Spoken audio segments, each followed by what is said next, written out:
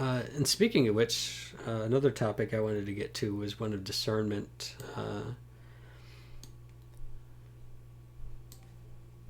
A couple of years ago, I wrote several articles countering a movement that was occurring uh, in the Diocese of Colorado Springs, in Colorado Springs, the Catholic Diocese. And during that time, the previous bishop, the Bishop Emeritus, had aligned himself with a New Age teacher who recounts in her book that a spirit led her to the Catholic Church to teach that church the doctrines that this spirit was giving to her, and that it wanted her to start with the Catholic Church because it was the biggest. Right? I'm not going to recount all the details of this very deceptive spiritual teacher, but it raises a very important question about spiritual discernment. In her case, she said that this particular spirit that referred to itself as I am would lead her to Buddhist and Sufi texts, and had concluded that many of the same teachings were found in the Bible and so on and so forth. And found that these things were true, and that the people needed to hear what the Spirit had to say, because that we're all part of the I am, and it's just all New Age stuff, just repackaged and redone. It's spiritual deception. All right, and my biggest concern in trying to address these sorts of problems, which I spent more time on than it really deserved, but at the same time, because the organization still works under the guise of being Catholic, it still has the Bishop Emeritus supporting it. It's absolutely ridiculous. It teaches mind emptying techniques and all this other stuff, and she has deceived a lot of people. And she just this last year wrote another book, and I'm not going to write a counter book. I'm just too tired of it. But when it comes to spiritual discernment, Scripture says to test the spirits, right?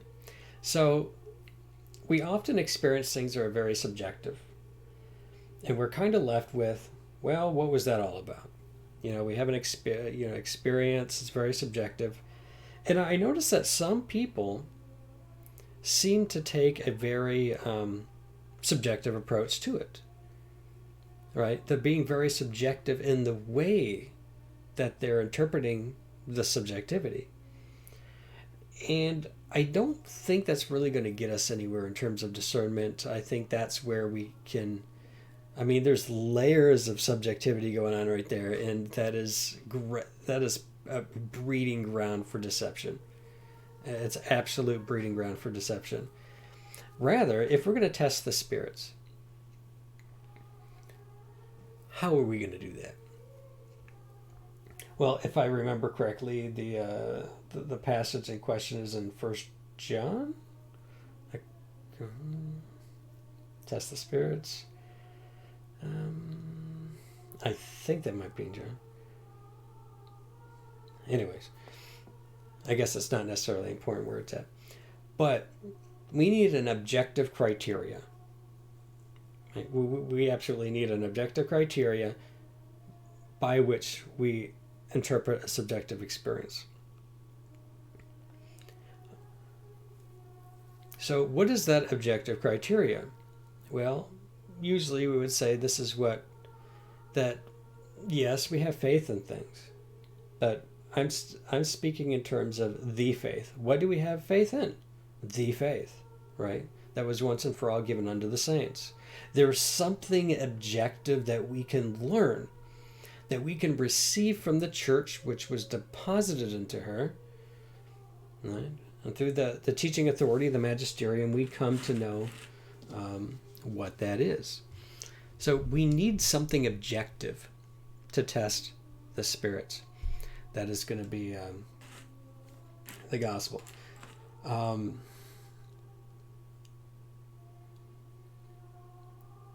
Spiritual battles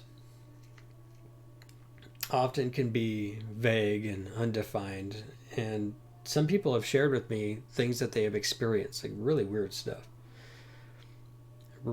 that doesn't seem to make much sense, but it's something that they dreamt or that they experienced, and they had this subjective experience and they're trying to make sense of it.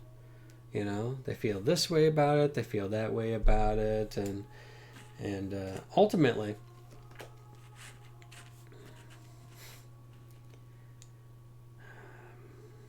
I get really suspicious when people claim to have discernment and they want to tell you what your dreams mean and this, that, and everything else. I get suspicious of that stuff.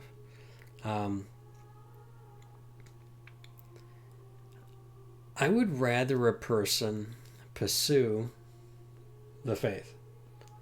All right. So, from a Catholic perspective, that is, you attend Mass, you go to confession, maybe the Rosary isn't the preferred, but there are other devotionals out there like the Liturgy of the Hours and so on and so forth.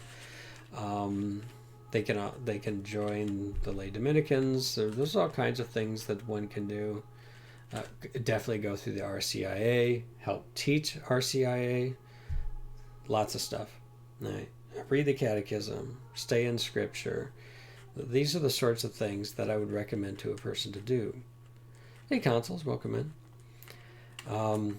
I think sometimes people can get so wrapped up in trying to unmask the subjective experiences that they lose sight of the fact that some of that stuff is just spiritual warfare going on around you. Pray. Maybe you're not necessarily supposed to figure it out. Maybe just call upon Saint Michael. He's here. Yeah. Call upon Saint Michael. More often than not, when we tend to think of, well, what is God's will for my life? First and foremost, holiness. Because no matter whatever else that we might be called to, we're going to be doing it in a spirit of holiness. And we're not going to be doing it very well if we don't. So first and foremost, it is God's will that we be sanctified, that we live a holy life. That in of itself is a lifelong journey. Okay, to avoid the things we know we not ought to do the things that we know we ought to do, but do them not. I got a laundry list of that stuff. I got lots of things to work on in this kind of spiritual warfare in fulfilling God's will for my life, to live a holy life, all right? To be more righteous, to pursue virtue. I don't have time to chase after shadows and phantoms and if there might be a demon in the room. I'm just going to be honest. I don't have time for that stuff. For me, spiritual warfare, where the rubber meets the road, is that moment of temptation, right? That moment of temptation where you have an opportunity to choose God or vice. We get these opportunities all the time. That is the primary battlefield, right? It's in our mind. It's those temptations. It's in our passions. That is the battle that we should be waging. Yeah. I don't have time for the devil, is Satan's hiding behind every tree, and every single dream I have has some sort of hidden meaning I'm trying to figure out from God. Welcome to Videoland. Hey, welcome in. You see a lot of people who say if there is a nuke war, that is God's will. If there is, if it happens, it's certainly not outside of God's permissive will. That's for sure. If it happens, it was permitted. We can say that much. I mean, obviously, the fall of humanity and the depths of depravity to which we can possibly fall is something that is certainly permitted. Um, God, in His wisdom, must have saw fit that a world in which we presently live, in what He allows to permit, that there is some greater good that He can bring about it. You know, otherwise we're dealing with a kind of limited view of God, like the God of open theism. You know, that kind of conception that tries to dismantle the gosh, what's it called? Hey, yeah, not hanging around right now, but oh yeah. I also play games too, so I mean I do all kinds of things. So if there's something that I do on my channel that you like, you're more than welcome to hang out, and you're always welcome. So nice to meet you. Welcome. You find it interesting? I don't see what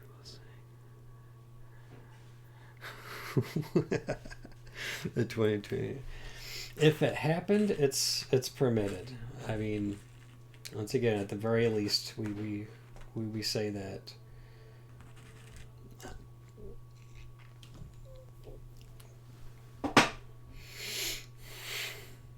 Yeah.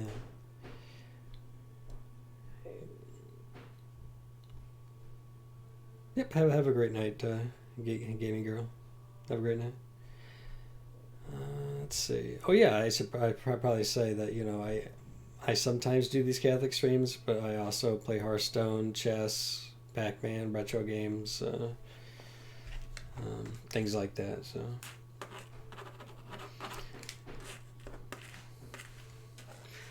let's see here. Oh yeah, I was talking about discernment. Yeah, so I know that the language I'm using is quite dismissive of those who claim to be interpreter of dreams and stuff, and we do see stuff like that in the Old Testament. We do. I mean, we see dreams in the Old and New Testament. We see the stuff with Joseph. We see the stuff with um, Joseph in the New Testament. Apparently, people named Joseph were really good with dreams. Daniel was good with dreams too. So it's not like something that doesn't exist. So I know that the way I'm speaking may sound very dismissive, but also consider that this is most likely not the normative means by which God tries to influence us. Particularly, it's not like we see dreams on every page. Everybody's an interpreter, all of that stuff. I get that. But I'm very, very hands off and very pragmatic when it comes to these sorts of things. I mean, if a person's having the exact same dream every night for like a year or something, I mean, there's something's going on, and I get it, Talk to, Christian fellowship can be very helpful. Um, there could be some discernment there. What is the source of that? Is it childhood trauma? Is it, a message from an angel? Is it a demon pestering you?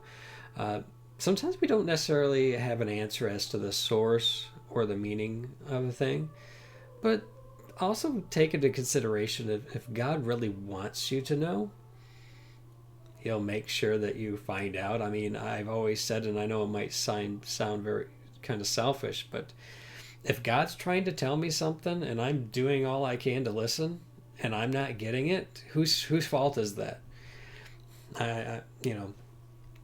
It's just the way I'm saying it, but I think that the point is made. If I'm attending to the means of grace, I'm trying to stay close to prayer and scripture and all of that stuff, and I'm receptive to God's grace, and I have Christian friends and stuff. specifically for me, my lay Dominican friends, because we're all kind of on the same kind of following the same kind of spirituality, which I think is very important. I think sometimes we get a lot of mixed stuff, where we don't have just one spiritual director. We have like multiple spiritual directors, and we keep getting like different responses from different people, and that's not necessarily helpful either.